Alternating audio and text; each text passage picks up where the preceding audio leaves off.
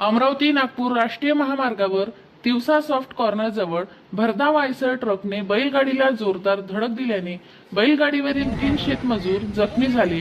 यातील एकाची प्रकृती गंभीर असून बैलगाडीला जुंपलेले दोन्ही बैल जखमी झाले। त्यापैकी एका बैलाची प्रकृती गंभीर असल्याची माहिती आहे। हा अपघात गुरुवार दिनांक 13 ऑगस्ट 2026 रोजी दुपारी 1:40 घडला। शेतातून शेतमजुरांना घेऊन बैलगाडी तिवसाकडे येत असताना नागपूरच्या दिशेने भरधाव वेगाने जाणारा मालवाहू आयसर ट्रकने बैलगाडीला जोरदार धडक दिली। धडकेमुळे बैलगाडीचे नुकसान झाले। अपघाताची माहिती मिळताच तिवसा पोलिसांनी घटनास्थळी तातडीने धाव घेतली। पोलिसांनी अपघात कारणीभूत ठरलेला MH16 DP 0301 क्रमांकाचा टाटा आयसर ट्रक ताब्यात घेतला।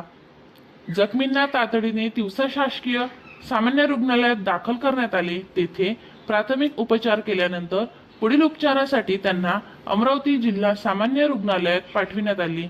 हा अपघात किसन हिवराळे वय 50 वर्ष राहणार तिवसा हे गंभीर जखमी झाले आहे, तर संकेत भोंबे वय 25 वर्ष राहणार तिवसा आणि अंकुश ठाकरे वय 32 वर्ष राहणार तिवसा हे जखमी झाले।